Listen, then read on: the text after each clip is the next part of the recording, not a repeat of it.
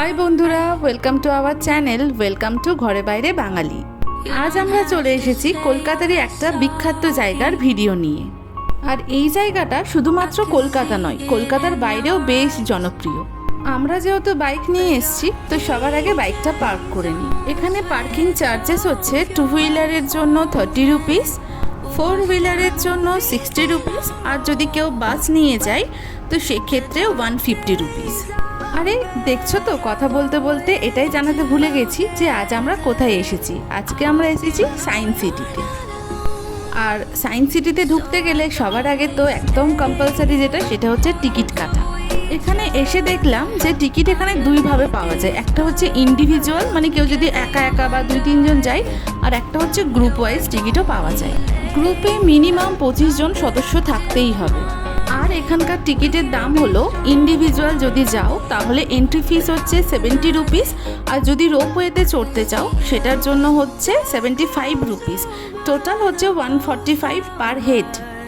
আর যদি গ্রুপে যাও সেক্ষেত্রে এন্ট্রি ফিস হচ্ছে 60 রুপিস, আর রোপওয়েতে যদি চড়তে চাও সেক্ষেত্রে 60 রুপিস। টোটাল হচ্ছে পার হেড 120 রুপিস। এখানে আমরা রোপওয়েতে চড়ার জন্য টিকিট করেছিলাম, তো টিকিট করে আমরা এখন ভেতরে চলে যাচ্ছি।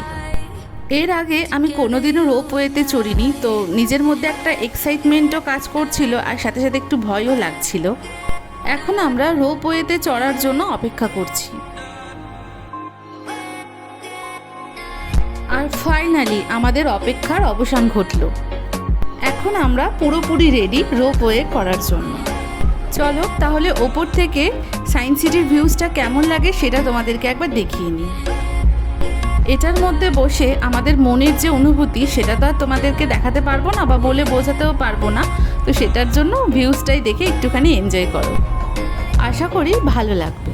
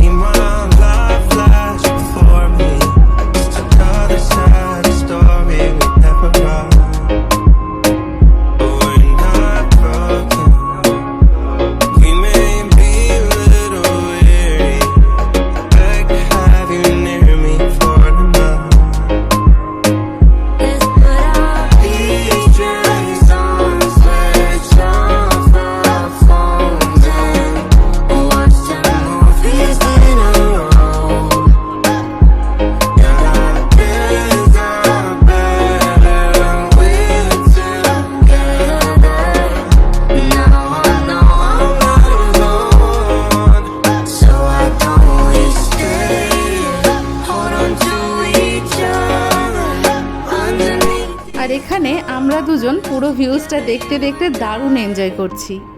এমন যদি কেউ থেকে থাকো যে সায়েন্স সিটিতে গেছো বা এর আগে তুমি কোনোদিনও হয়তো রোপওয়ে চড়োনি, তো অবশ্যই একবার ট্রাই করতে পারো, অনেক ভালো লাগবে।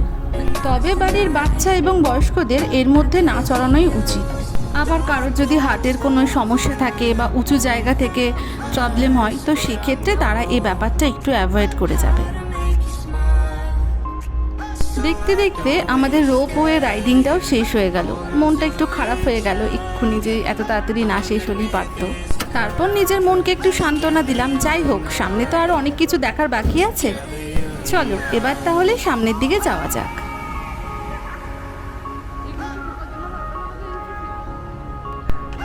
সায়েন্স সিটিতে এন্ট্রি করার সাথে সাথে কিছু কিছু জিনিস আছে যেগুলো ফ্রিতে দেখা যায়, আবার কিছু কিছু জিনিস আছে যেগুলো দেখার জন্য আলাদা করে টিকিট কাটতে হয়। সেখানে যাওয়ার জন্যই আমরা আলাদা করে টিকিট কাটার জন্য টিকিট কাউন্টারে চলে এসেছি। এখানে দেখো দেওয়াই আছে কি কি শো দেখানো হবে আর কোন টপিকে, আর প্রত্যেকটা টিকিটের দাম কত সেগুলো ভালোভাবেই লেখা রয়েছে। প্রত্যেকটা শোয়ে কিন্তু প্রচণ্ড লম্বা লাইন, তবে তুলনামূলকভাবে ওয়াল অফ চায়না যেটা মানে টাইম মেশিনের ছিল সেটাতে একটু কম লাইন থাকে, আমরা সেই টিকিটটাই কেটেছি। এবার তাহলে মেন হলে ঢোকা যাক। সায়েন্স সিটিতে এসেছি অথচ সায়েন্স সিটি নিয়ে কিছু কথা বলবো না, সেটা তো হয় না। সায়েন্স সিটি হচ্ছে কলকাতার একটা বিজ্ঞান সংগ্রহালয় এবং বিজ্ঞান কেন্দ্রিক বিনোদন উদ্যান। এটি ভারত সরকারের সংস্কৃতি মন্ত্রকের অধীনস্থ জাতীয় বিজ্ঞান সংগ্রহালয় পরিষদের অন্তর্ভুক্ত একটা বিজ্ঞান কেন্দ্র। 1997 সালের 1 জুলাই সায়েন্স সিটির উদ্বোধন হয়েছিল। প্রায় 50 একর জমি জুড়ে রয়েছে এই সায়েন্স সিটি।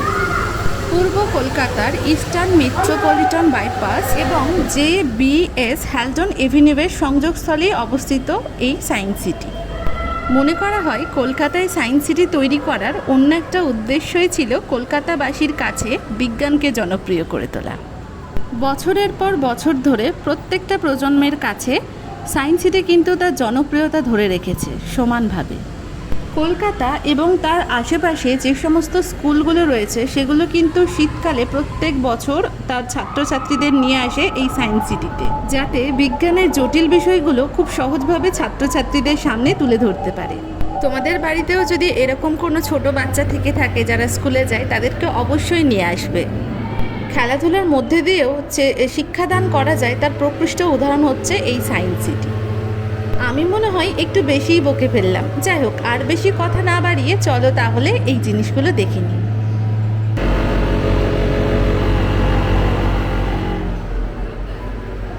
এখানে যে জিনিসগুলো রয়েছে তার প্রত্যেকটা ডিটেলস কিন্তু খুব ভালোভাবে ওপরে লেখা আছে, আর কিভাবে কি বাটনটা টিপতে হবে তারপরে সেটা ওয়ার্ক করবে সমস্তটাই ডাইরেকশনও কিন্তু দেওয়া আছে। তাই প্রথমবার গেলেও ঘাবড়ানোর কোনো ব্যাপার নেই, সমস্তটা তোমরা দেখে করতে পারবে।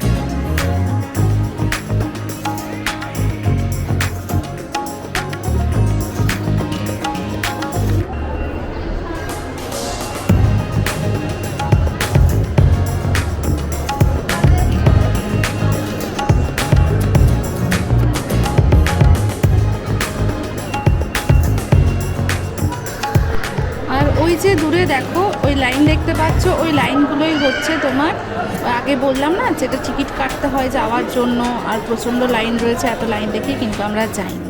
আর এখানে দেখো এগুলো হচ্ছে সায়েন্স সিটির পুরো ডিজাইনটা এখানে মিনিভাবে করেছে। এখানে মহাকাশ যান বা মহাকাশ গবেষণার সাথে যারা যারা যুক্ত রয়েছেন তাদের সম্পর্কে দেওয়া আছে।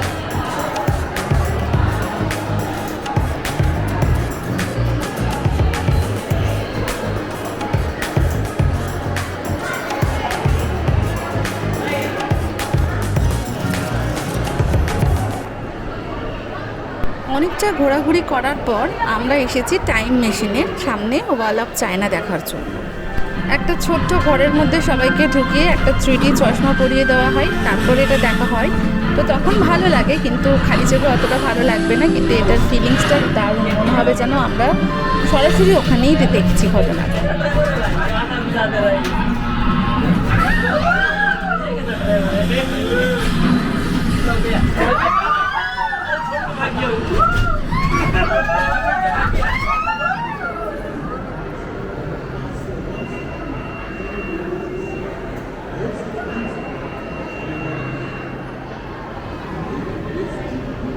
এখন আমরা টাইম মেশিন থেকে বেরিয়ে গেছি, বেরিয়ে ওপরের দিকে যাচ্ছি, দেখা যাক ওখানে দেখার মতো কী কী রয়েছে। ওপর থেকে কলকাতার ব্যস্ততা বা বাইরের রাস্তাগুলো দেখতে কি সুন্দর লাগছে দেখো।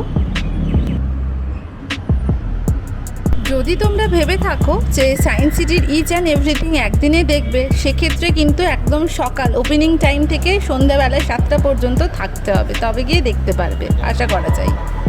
বিল্ডিংয়ের টপ ফ্লোর থেকে আমরা দেখতে শুরু করেছি, আর একদম টপ ফ্লোরেই রয়েছে ইলিউশনের বিভিন্ন জিনিসপত্র। ইলিউশন হচ্ছে এমন একটা জিনিস যেটা আমাদের নিজেদের চোখকে ধাঁধা লাগিয়ে দেয়। কোনটা ঠিক, কোনটা ভুল, কোনটা সত্যি, কোনটা মিথ্যা, সেটা বুঝে ওঠার ক্ষমতা তখন কিন্তু আর চোখের থাকে না। ওপর থেকে বিল্ডিংয়ের ভেতরটা ঠিক এই রকম সুন্দর দেখাচ্ছে। যাই হোক, একটা একটা করে জিনিস দেখতে দেখতে সামনের দিকে একটু একটু এগিয়ে যাচ্ছি।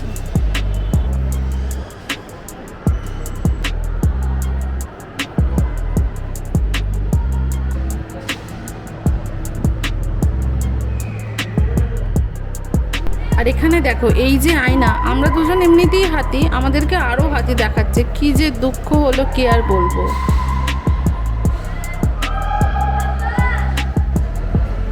এখানে আবার আয়নার সামনে দাঁড়িয়ে একটুখানি পোজ দিয়ে নিজের ফটো তুলে নিচ্ছি। বেশ ভালোই লাগছিল তখন, তবে গরমে ঘেমে একদম একাকার কাণ্ড। আর এরা দুজন কারা ছিল কি জানি, মারপিটি শুরু করে দিল এখানে।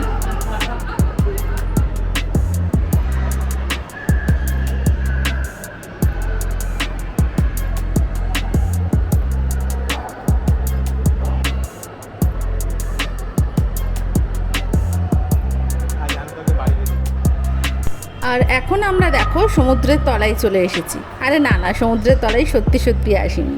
আর বিল্ডিংয়ের এই ফ্লোরটা জুড়ে রয়েছে নানা রকমের, নানা রঙের, নানা সাইজের, রং বেরঙের মাছের সমাহার। একটা সত্যি কথা বলবো তোমাদেরকে, আসলে আমরা তো বাঙালি, বাঙালির সাথেই মাছের একটা দারুণ সম্পর্ক, কথাতেই আছে মাছে ভাতে বাঙালি। তো এই মাছগুলোকে দেখে, কিছু কিছু মাছকে দেখে আমার খেতে খুব ইচ্ছা করছিল। তোমাদেরকেই বললাম, আর কাউকে কিন্তু এই কথাটা বলতে যেও না।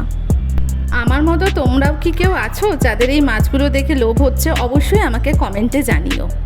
তবে মাছগুলোকে দেখে শুধু যে খাবার লোভ হচ্ছিল ব্যাপারটা কিন্তু তেমন না। কিছু কিছু মাছকে দেখে তো আমার চটকাতেও ইচ্ছা করছিল, এতটাই কিউট ছিল। আবার ইচ্ছা করছিল নিজের সাথে বাড়িতে নিয়ে চলে যাই, কিন্তু এমনটা তো সম্ভব নয়। এই যে এতগুলো মাছ তোমরা দেখছো, এর মধ্যে কোন মাছটাকে দেখে তোমাদের কি মনে হলো সেটাও কিন্তু আমাকে কমেন্টে জানাতে ভুলবে না।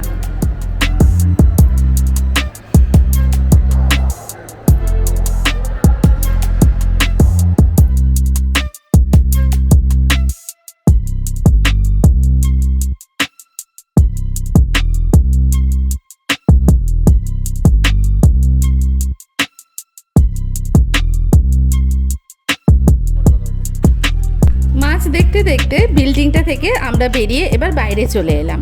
বাইরে দেখো একটা কি সুন্দর বাগান রয়েছে। বাচ্চাগুলো তো খেলাতেই ব্যস্ত, বাচ্চা মানুষ, ওদের তো বেশ ভালোই লাগছে। ওদের বাচ্চাবেলা দেখতে দেখতে নিজের বাচ্চাবেলাটাকে খুব মিস করছিলাম। তখন মনে মনে ভাবছিলাম, আমিও যদি আমার বাচ্চাবেলায় ফেরত যেতে পারতাম। আমি যে আমার বাচ্চাবেলাটাকে খুব মিস করছি সেটা হয়তো আমার পাশে থাকা ভদ্রলোকটি বুঝতে পেরেছিল, তাই আমাকে জোর করে তুলে দিল এই দোলনায়। আর পিছন থেকে এত জোরে ঠেলা মারলো যে আমার মাথা রীতিমতো ঘোরাচ্ছে। আসলে এখানের যে দোলনাগুলো রয়েছে বা যে জিনিসগুলো, অ্যাক্টিভিটিগুলো, এরিয়াটা রয়েছে, সেখানে কিন্তু শুধুমাত্র ছোটরা নয়, আমাদের মতো বড় যারা ছোটোবেলাটাকে মিস করছো তারাও কিন্তু ইউজ করতে পারো। চাইলেই কিছু সময়ের জন্য ফেরত পেতেই পারো তোমাদের সেই বাচ্চাবেলার সুন্দর মুহূর্তকে। যখন এই দোলনাগুলোয় চড়ছিলাম তখন কিন্তু বেশ ভালোই লাগছিল, বেশ মজা পাচ্ছিলাম। পরে যখন ভিডিওটা দেখছি আমি তো হাসতে হাসতে পুরো পাগল হয়ে গেছি। কি আর বলবো, তোমরাও একটু হাসাহাসি করে নাও আমাদের দেখে। তোমরা হাসতে থাকো আর আমরা আমাদের বাচ্চাবেলা একটু উপভোগ করি। কেমন লাগছে? আমাদের মতো বড়রা যদি কেউ যাও তাহলে তোমরাও একবার ট্রাই করো, দেখো বেশ ভালো লাগবে। আর এখন আমরা একটুখানি এক্সারসাইজ করে রোগা হওয়ার চেষ্টা করলাম আর কি। আমাদের এইসব দেখতে দেখতেই সন্ধ্যা হয়ে গেছে। সন্ধ্যাবেলায় এখানে কিন্তু একটা লাইটিং শো হয়, অবশ্যই বিনামূল্যে। লাইটিং শো দেখতে দেখতেই আজকে আমাদের ভিডিওটা এখানেই শেষ করলাম। অবশ্যই জানিও আমাদের এই ভিডিও কেমন লাগলো কমেন্ট করে। আমাদের ভিডিও ভালো লাগলে লাইক আর শেয়ার করতে ভুলবে না কিন্তু। আর যদি চ্যানেলে নতুন হও তাহলে সাবস্ক্রাইব করে বেল আইকনটা প্রেস করে দিও, যাতে আমাদের সমস্ত ভিডিও নোটিফিকেশন সবার আগে তোমার কাছে চলে যায়। Thank you.